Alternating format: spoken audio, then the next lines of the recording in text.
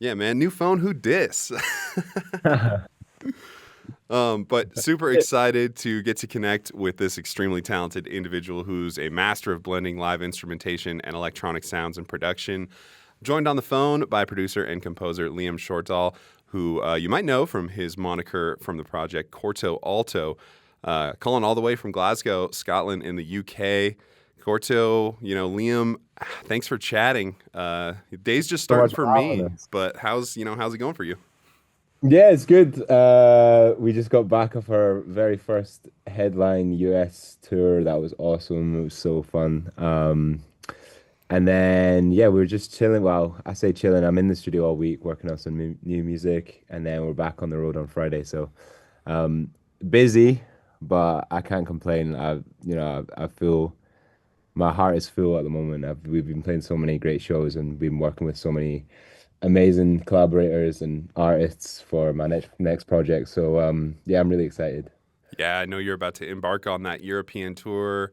And then, later you got a few more dates here in the US. We're so excited that Denver is one of them with you playing the legendary local venue Cervantes, other side on July 7th.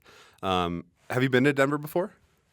I've never been to Denver before, but like we were just chatting about, my favorite venue in the world is, well, I don't know if you can call it a venue, I suppose stage in the world. And like my maybe not favorite, but the place my kind of top of my bucket list is Red Rocks. I've watched so many shows, like YouTube videos of that place, and like yeah, heard so many great stories from other artists. So I think my if I play there before I move on, then I'll be a happy man. So Yeah, it's a special place. There's a lot of really good energy between those rocks. So I one day we'll get you there. I know it. yeah, I think my see when I've drank like probably five too many whiskeys, I'll sit and watch Teskey Brothers live at Red Rocks and I cry on my own. That's what I'll do when I need to let some a little bit of emotion out. That's the way. So how's been getting ready for tour, man? It's been good, yeah. It feels like we're kind of constantly just. I feel like I'm always just ready to go on tour because it's like we're back for like 2 days, 3 days, and then we're off again. And it's like I kind of live out my suitcase. Even when I'm home, like all my clothes are in my suitcase and all my like when I'm back in the studio, like my instruments, I gotta get them out of the travel cases and make sure I put them back in before we leave again. That's the kind of main stress in the moment. It's like I'm working on a lot of music, but then also we're touring a lot, and a lot of that tour equipment I use in the production. So it's like just making sure I put the right cables and different things back in the Pelly case before we leave again. So I'm not left without a dub siren when we get to Switzerland or whatever. That's awesome. And so, you studied music formally at the prestigious Royal Conservatoire of Scotland. And I believe you graduated in 2017, correct? That is right. Yeah, a Yeah. long time ago. Did your musical journey start on the trombone, or where'd that start for you? Yeah, I actually started playing guitar first Mm. when I was around 9 years old.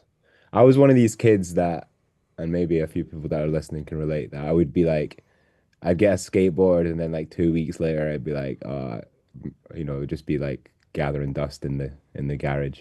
And then, I'd get a BMX or I'd get into like football or something. And I was really not like a sporty kid, but I think because where I'm from, like soccer, as you'd call it, or football, as we call it, is like a huge thing, and sports is quite a big thing as well. So I always just tried my best, but was really, really terrible at kind of coordinating my body to play sports.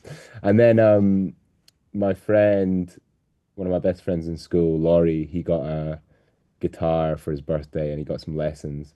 And I just thought, what you're like when you're 9 years old. You just like want to copy your friends, and if you think they're cool, then you're gonna just try and emulate that. And that's what I did. And I think my parents thought it was just gonna be another one of these things that in 2 weeks um, I would have left it behind. But yeah, I got some guitar lessons, and I think mostly down to having.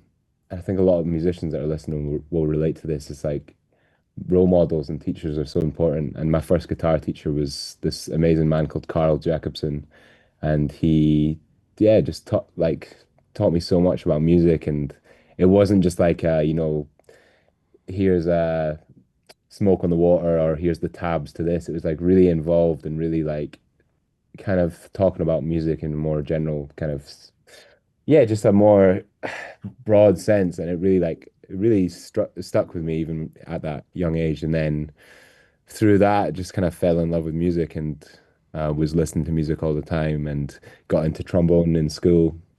Got a trombone when I think I was around 11. I We got the opportunity in my year in primary school. I don't know what you guys call that, like maybe elementary school. Yeah, yeah. Um, to play an instrument from a wind orchestra. So there was, saxophone, flute, clarinet, trombone, trumpet. And there was drums and percussion as well.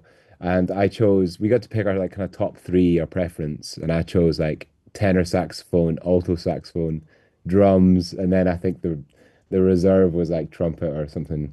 So trombone wasn't on there. But then I was off school for like 3 weeks. I was really ill. And then when I got back, they just had one trombone left, and I was really, really, really gutted at the time. I was like, man, this is the worst one. Especially because I was like, as a kid, I was a little bit chunky, and I was also really, really tiny.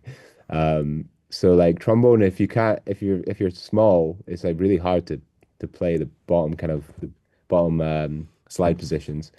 So Yeah, it's like it as was big pretty as you are.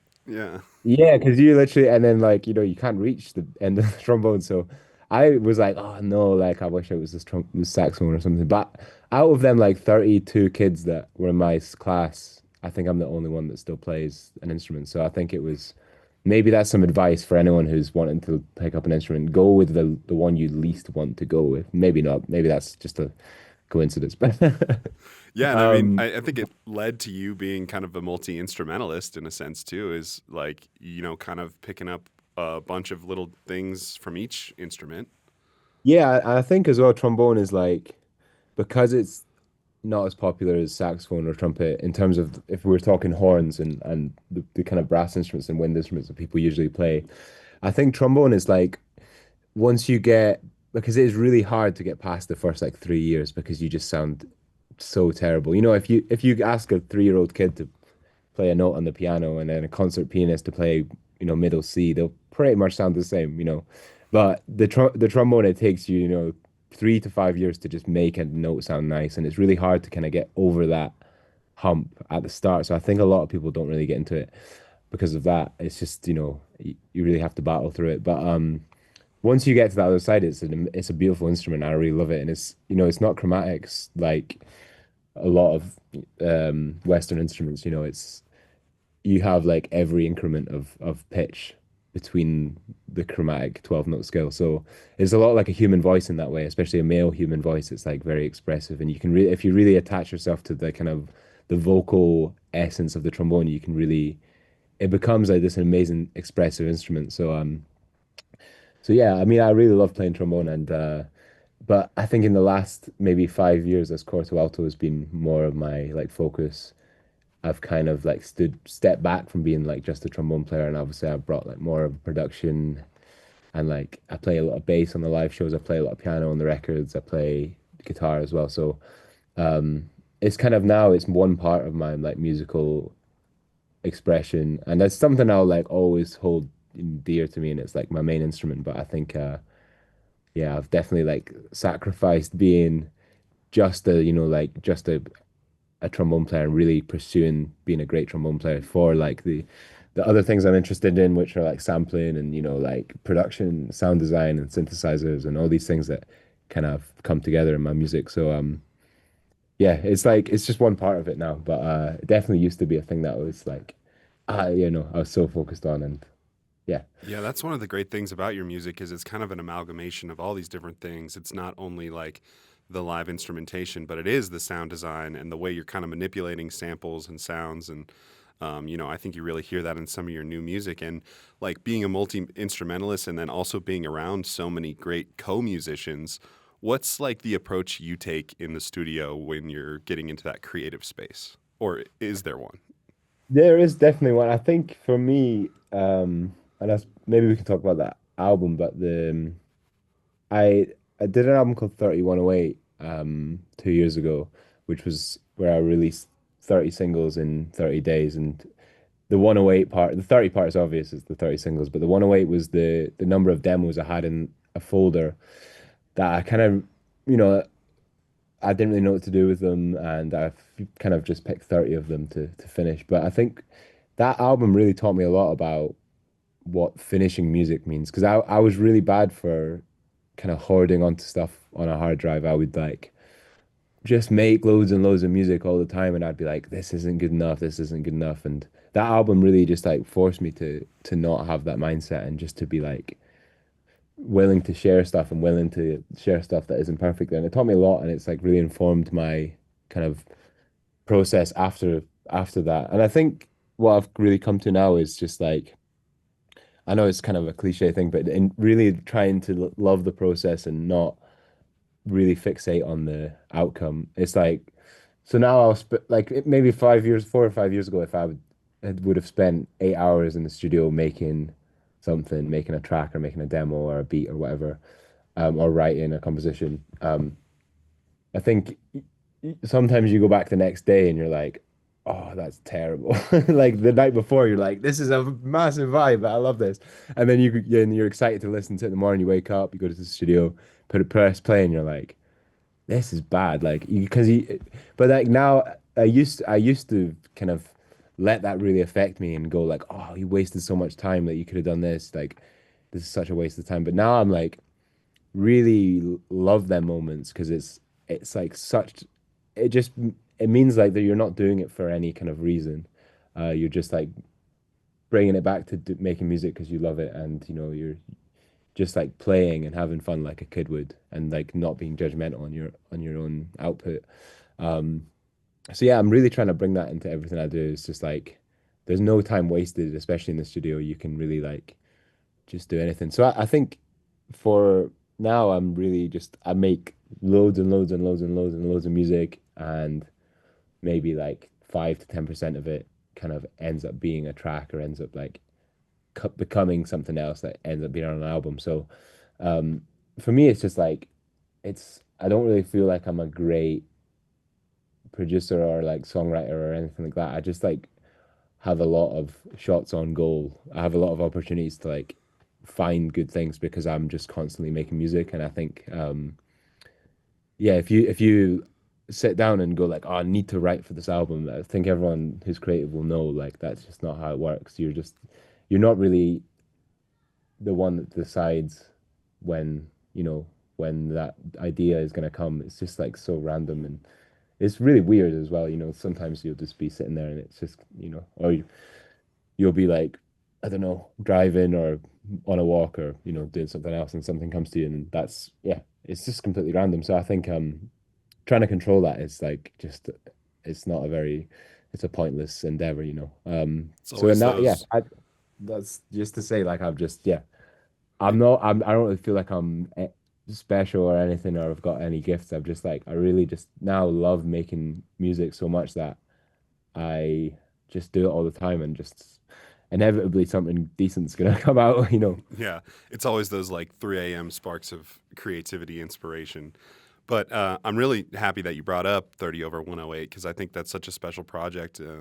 What I really appreciate about the concept is that the goal wasn't really to make that like perfectly clean or polished album, but to just get the ideas out, into the world, explore the new grooves, sound design, composition, all those things, which I think is a testament to how important it is for artists to just hone in their creativity and kind of let the perfectionist thoughts take a back seat and kind of sometimes just get into that flow of ideas because sometimes that's when the best stuff comes out is when you kind of get into that flow state and things are just coming out.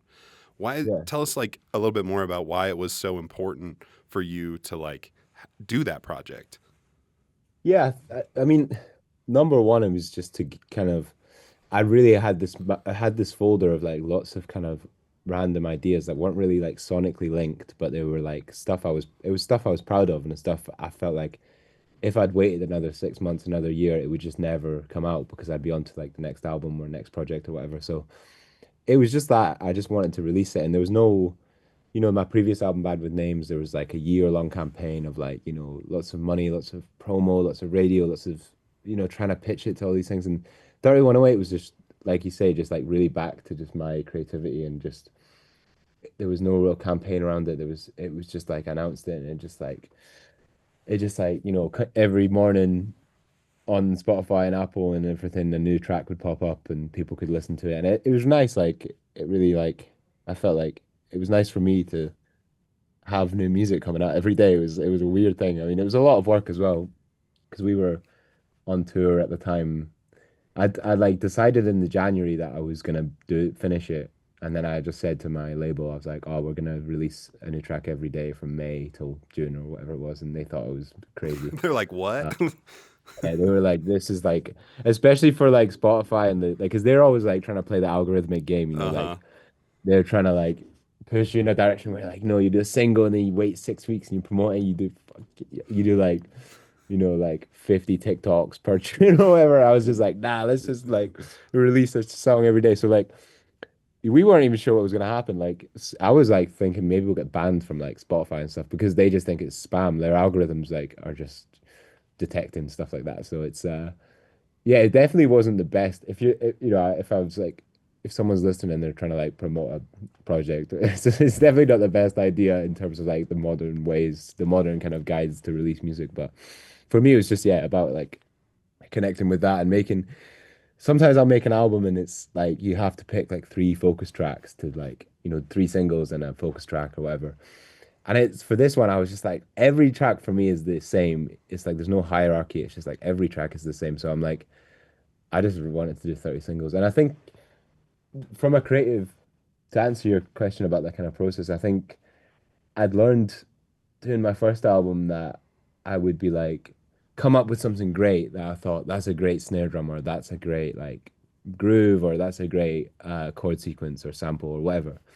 And then I would be like, but it could be in my mind, I'd be like, oh, but I just came up with that in like 2 minutes. So it can't be the best it could be. But then I would spend like 2 weeks like trying to make it better. And then I'd just go on Logic, on my session, and I'd revert back 2 weeks, like to just what it originally was. And I'd learned that really, like the kind of this, the inception of the idea is like what is amazing, what is great. You don't need to like doubt yourself and go, oh, that can't be good enough because I came up with it so quickly, or like it just like it kind of spawned out of nowhere. So like, yeah, I just realized that like so much time I waste.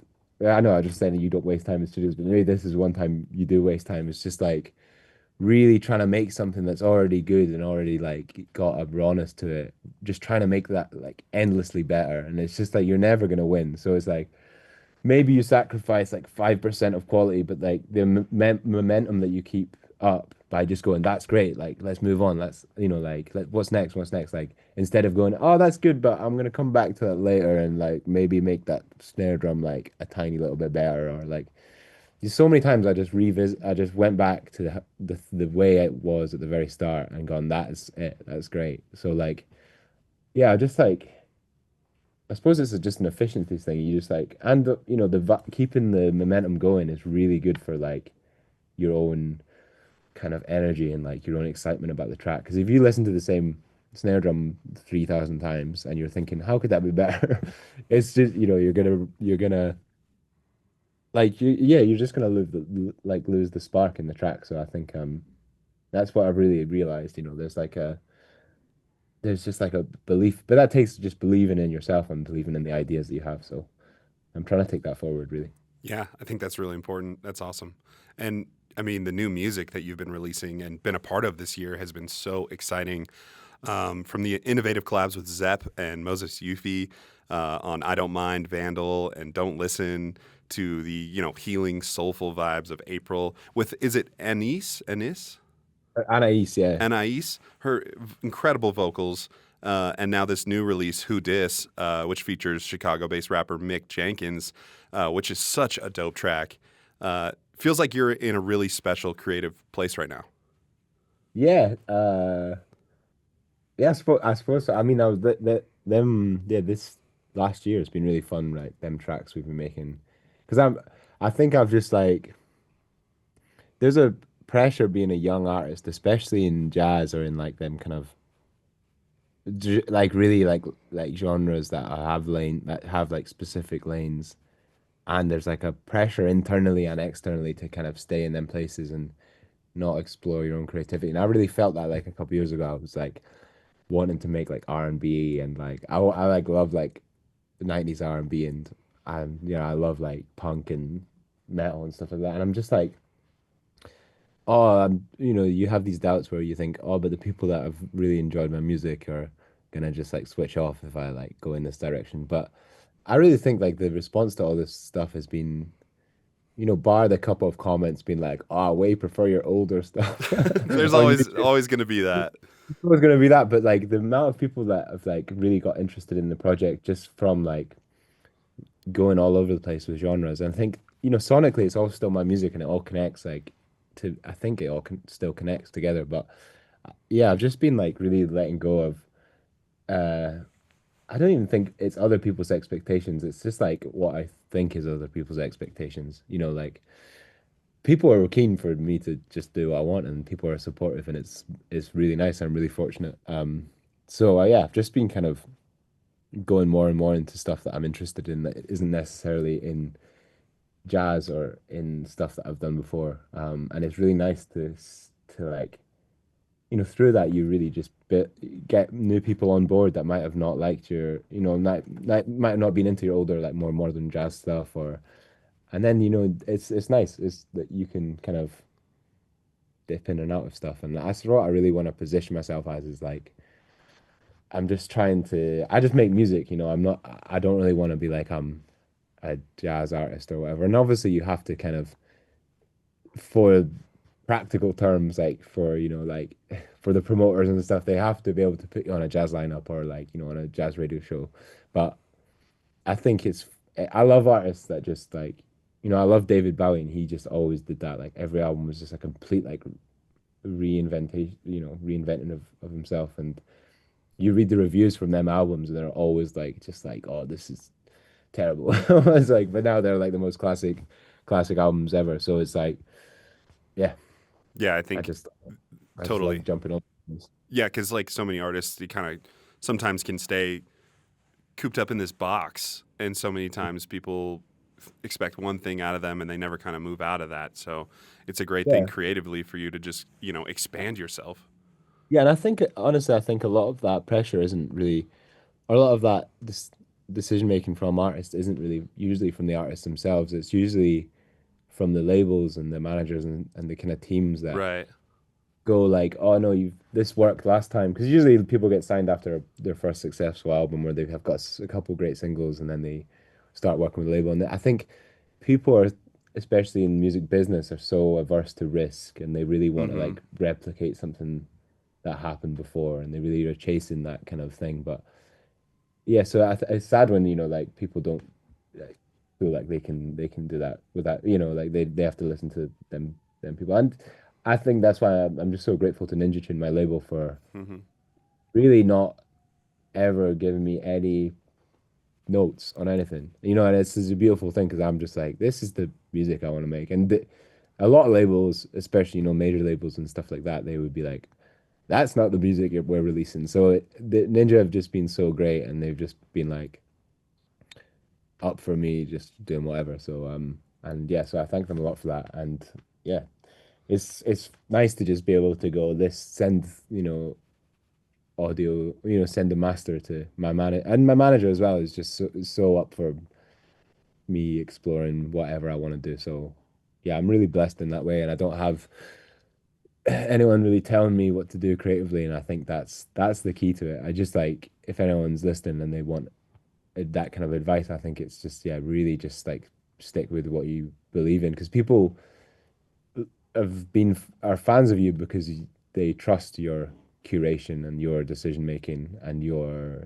that's the only reason people are fans of you. It's like they're buying into that, and as soon as other people's opinions start coming into that, they're gonna your fans are gonna sense that, you know what I mean? So you have to like really stick with your own decisions there. Yeah. So how did that connection with Mick Jenkins come about? Um, yeah, I was like I've listened to Mick's music for since I was a teenager, really. I love Mick Jenkins. I love that album, The Waters. It's like one of my favorite albums when I was like 17. I used to listen to it yeah, all the time. And me and my girlfriend actually used to listen to that when we first got together like 8 years ago, and it was like we just like me and my girlfriend bonded over his music, and like like I was just like he was always like in the back of my mind for like a dream collab. But these Souza name any other huge artist that's like I would love to work with. So it's you don't really expect these things to happen. But yeah, we just reached out and to his team, and they were really happy, really keen to do it. And I originally had like a few things in one of them demo folders that of stuff I'd made, and we had like a few back and forths. He tried some stuff, and he was like, "Man, I'm like, not really feeling these ones." And I was like, "All right, yeah, I should like." And then so I spent like a few days like thinking like, what do I want this track to sound like? And I was really like kind of struggling with it, but like really trying to, because it's you only get like one chance to do feature with like one of these artists. So, well, maybe not, but there's only one first chance, and I think yeah, we was yeah, just in the studio and just made that beat and sent him it, and then he was like, yeah, this is the one. So, and then it kind of evolved. We sampled the vocals from April as the hook, and I really like to connect all my music in like a Easter egg kind of way. Like I use samples across everything from my older music. Um, there's loads and loads in there. I think most people will never ever notice them, but I use like the same. Yeah, I've used the same drum cymbal patterns, and piano samples and all these things for years, and I've used it all over all my tracks. So uh, yeah, so that's how it kind of came about, and then yeah, it was really kind of a trip to do that track, really, and I'm really happy with it. Yeah. Awesome. And we're getting some more new music this year from you? Is this something we Yeah. can talk about yet? Is this announced or I don't know. I think yeah, we're definitely getting more new music this year. Yeah. Yeah, really Yeah. excited for all your I releases. can't give specifics, I'll get in trouble, but yeah, I know, a I'm just lot trying like to I prod. like a lot. Not like 30 tracks a lot, but there's a lot of new music still to come in Yeah. 2026. Yeah.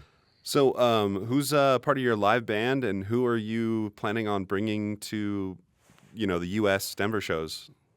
Yeah, so we tour with a trio nowadays. So I play like we do like a lot of live looping, a lot of live sampling, and so it's me on bass and trombone and piano, and my saxophone player Mateusz Sobieski, who's an amazing tenor sax player, and then my drummer Graham Costello, and the three of us have been best friends for like since I was probably like 14, 15 years. So we've been through a lot together, and we're just on tour all the time together, and I see them boys more than I see my partner. Like really, I spend literally way, way too much time with them guys. And we've been touring a lot since I started this project, and now we've most of the time get our own hotel room, and we have someone who drives us. But back in the day, we drive ourselves, and we're sharing hotel rooms, sleeping on the floor, and so yeah, it's just nice to like continue to make music with them guys, and just like have endless appreciation for them because they've brought so much of their talents and their time and dedication even when there's no one caring about my music, or no one there's no money or anything for anyone. um they were still there, wanted to help me. So yeah, it's a really fun live show, and it's like I think the main thing people say is like after the show is like they can really feel our brotherhood and friendship on the stage. And I think yeah, I hope people come and have a good time. And yeah, and we're all insecure, and we're all like phonies, and we're all imposters as well. So that's that's like the I don't know, that I feel like I just like I always like to feel like that at live shows. It's like there's no when you go see a band, and there's kind of no difference between you and the band. There's no hierarchy in the room. It's like just everyone's just there to have a good time, and the audience are such a huge part of the performance. Probably 50%, and then the band the other 50%. So yeah, I'm just like hoping people could come and just like have a good time with us. And yeah, the last American tour was amazing, and brought so much energy. So I'm so excited about July, and especially playing in Denver. So yeah. Yeah, we're so excited to have you here in Denver. Thank you again, Corto Ah, Alto, thank you for so much. taking some So time nice. chatting today. And be sure to check them out at Cervantes Other Side on July 7th here in Denver. But yeah, thank you so much. Thank you. Cheers, dude. Cheers.